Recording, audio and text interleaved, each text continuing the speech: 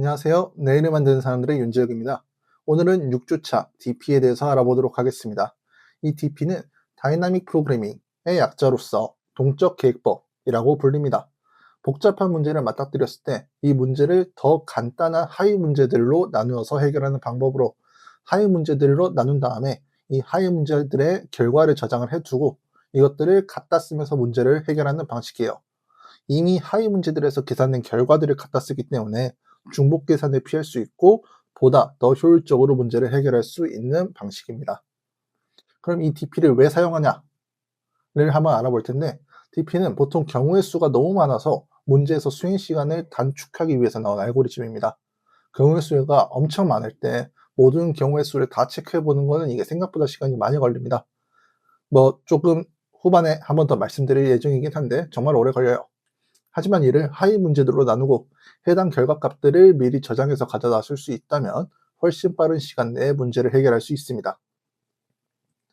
가장 대표적인 DP 문제로 피보나치 수열 문제가 있습니다. 여러분들이 수학을 공부하실 때 한 번쯤 들어보셨을 것 같은데, 피보나치 수열은 앞에 두 항의 합이 다음 항이 되는 수열을 피보나치 수열이라고 부르죠. 그래서 예를 들어서 1, 1, 2, 3, 5, 8, 13과 같이 앞에 두 항의 합이 다음 항이 됩니다. 예를 들어서 지금 2와 3이 있을 때 2와 3의 합이 5이기 때문에 앞에 두 항의 합이 다음 항이 되는 이런 수열을 피보나치 수열이라고 부르죠. 그리고 이거를 저희는 기억나실지 모르겠지만 점화식으로 표현을 했었습니다. an 플러스 2는 an 플러스 1 플러스 an이 된다고 저희가 배웠었어요. 수학 시간에요. 그래서 이 점화식을 코드로 나타내면은 이런 식으로 피보나치 수열을 만들 수 있어요.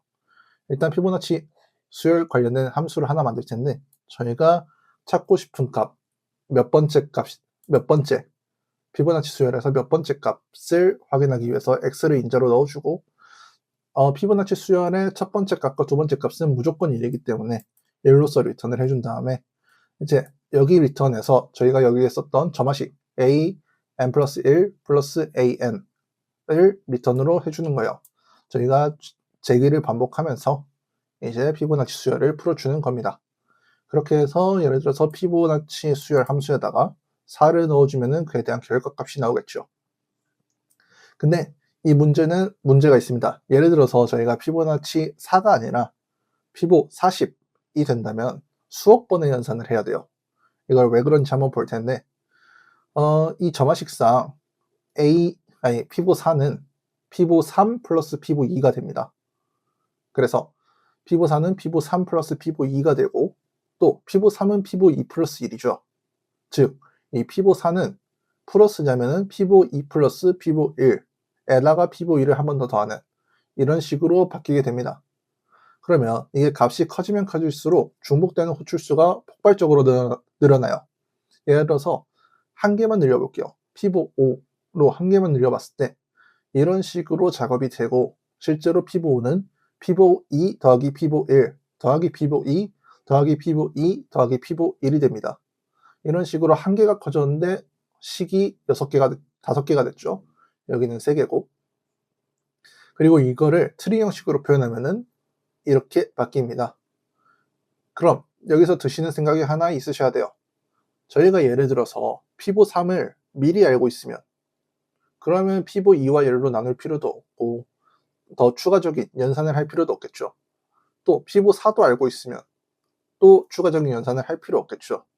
어차피 저희는 앞에서 피보 1이나 2, 피보 3, 4 전부 다 미리 계산을 해놨는데 나중에 분할하고 분할하다 보니까 또 피보 3, 4가 나와서 그거를 또 계산하고 있는 거예요.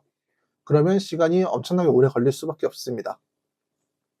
그래서 저희는 일단은 값을 갖고 있는 거예요. 값을 갖고 있다가 그걸 가져다 쓰면은 중복을 피할 수 있고 그러면은 효율이 엄청나게 늘어나겠죠. 이렇게 하는 걸 메모이제이션 기법이라고 합니다. 한번 구한 결과를 메모리 공간에 메모를 해두고 같은 식을 다시 호출하면은 메모한 결과를 그대로 가져오는 기법을 메모이제이션 기법이라고 해요.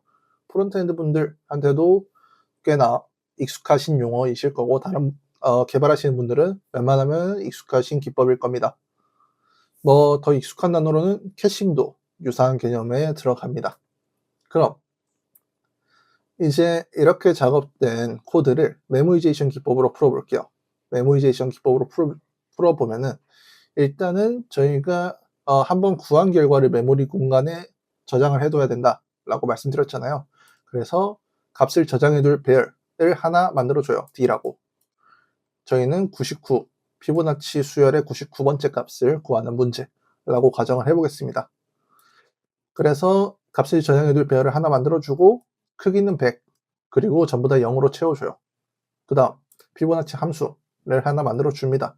여기도 당연히 순서인 인덱스가 들어올 거고 피보나치 수열의 첫 번째 값과 두 번째 값은 무조건 1이기 때문에 리턴 1을 해주고, 그리고 만약 해당 순서, x번째 순서가 미리 있다, 값이 미리 저장되어 있다 면 해당 값을 그냥 주면 되겠죠. 여기서는 이제 나눌 필요가 없어요. 근데 만약에 값이 저장되어 있지 않다, 그래서 dx가 0이다 라고 하면은 저희 했던 것처럼 점화식 계산하면서 여기다가 제기를 넣어주면 되겠죠. 근데 조금 다른 거는 바로 리턴을 해주는 게 아니라 이에 대한 값을 dx에다가 또 미리 저장을 해주는 겁니다. 그러면 나중에 여기서 갖다 쓸 수가 있겠죠. 그리고 마지막으로 리턴 dx를 해주면은 피보나치 수열을 메모이제이션 기법을 사용해서 만드는 함수가 이렇게 만들어집니다. 이제는 저희가 dp를 사용하지 않은 코드, 그러니까 맨 처음 이 코드는 시간 복잡도상 5,2의 n승이에요. 그런데 이렇게 만들면은 5의 n의 시간 복잡도를 갖습니다. 5n의 시간 복잡도를 가져서 2의 n승에서 n으로 간다는 거는 정말 속도 차이가 많이 나는 거거든요. 그래서 이런 5n의 시간 복잡도를 가져서 피보나치 수열을 계산을 할 수가 있습니다. 그럼 이제 이 dp를 구현하는 방법을 볼 텐데, dp를 구현하는 방법은 크게 두 가지가 있어요. 첫 번째는 탑다운 방식, 두 번째는 바텀업 방식이에요. 이 탑다운 방식은 큰 문제를 작은 하위 문제로 나누고 각 하위 문제의 해결을 위해서 제기함수를 호출하는, 저희가 방금 피보나치 수열 쪽에서 사용한 그 방식을 의미합니다. 그래서 저희가 풀었던 이 문제, 예를 들어서 피보나치 수열의 99번째 값을 찾겠다 라고 했을 때 작은 문제들 98번째와 97번째로 나누어 계산하고 이를 제기를 통해서 풀어나가는 방식으로 메모이제이션 기법은 탑다운 방식에서 쓰입니다. 근데 또 다른 한 가지가 있어요. 바로 바텀업 방식인데 작은 하위 문제부터 시작을 해서 큰 문제까지 순차적으로 해결해 나가는 방식이에요. 그리고 계산한 값을 dp 테이블에 저장해 나가는 방식입니다. 일반적으로 탑다운 방식은 제기를 쓰죠. 제기를 쓰는 것보다 바텀업 방식은 반복문을 쓰기 때문에 오버헤드 문제도 발생하지 않고 속도도 조금은 더 빨라요. 그래서 바텀업 방식으로 많이들 풉니다. 그래서 이제 저희가 탑다운 방식을 봤으니까 바텀업 방식으로 저희가 피보나치 수열 문제를 어떻게 푸는지 보여드릴 텐데, 바텀업 방식은 작은 하위 문제부터 시작해서 큰 문제로 나가는 방식이라고 말씀드렸죠. 그래서 실제로 코드를 보면은 일단은 dp 테이블을 하나 만들어 주고요. 99를 구하는 문제이기 때문에 일단 100개로 만들어 줍니다. 그리고 전부 다 0으로 초기화를 해줘요. 그 다음 피보나치 수열의 첫 번째, 두 번째 값은 항상 1이죠. 그래서 D1과 D2를 1로 초기화를 해주고, 다음 저희가 몇 번째, n번째를 구하고 싶다. 여기서 n은 그냥 99로 놔뒀습니다.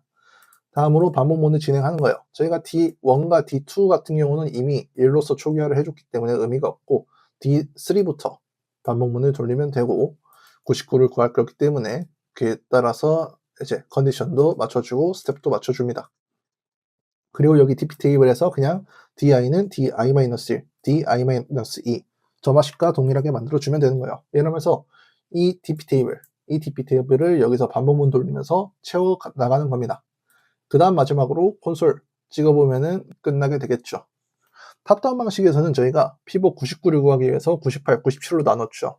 그래서 큰 99를 위해서 98, 97 작게 나눴습니다. 이게 탑다운 방식인데, 바텀업 방식은 저희가 피보 1부터 시작해서, 그러니까 D1부터 시작해서 D2, 그 다음 3, 4, 5, 6, 7, 8, 9 이런 식으로 아래서부터 차근차근 작은 문제들을 푸는 걸 보실 수 있어요. 이런 방식을 바텀업 방식이라고 합니다. 그러면 dp를 적용해야 되는 문제가 뭐가 있냐라고 했을 때 첫 번째는 중복 연산이 많은 문제예요.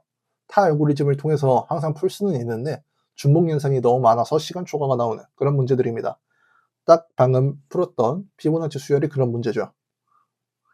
그리고 두 번째는 경우의 수가 너무 많은 문제입니다. 이게 코딩 테스트 문제들을 풀다 보면은 경우의 수가 너무 많은 그런 경우들이 있습니다. 예를 들어서 n이 500일 때 2의 n승까지 경우의 수가 나오는 케이스들이 꽤 있어요. 이럴 때는 DP를 사용을 해줘야 됩니다.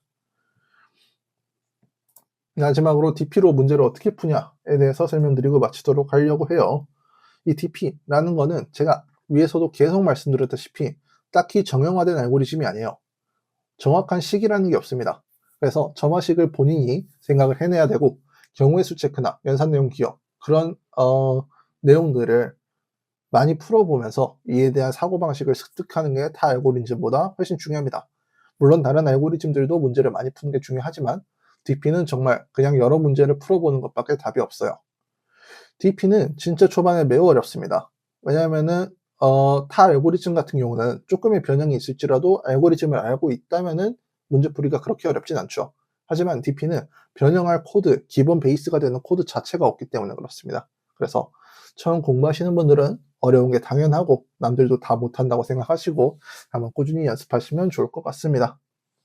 오늘은 DP에 대해서 알아봤습니다. 다음 주차는 또 다른 내용으로 돌아오도록 하겠습니다. 감사합니다.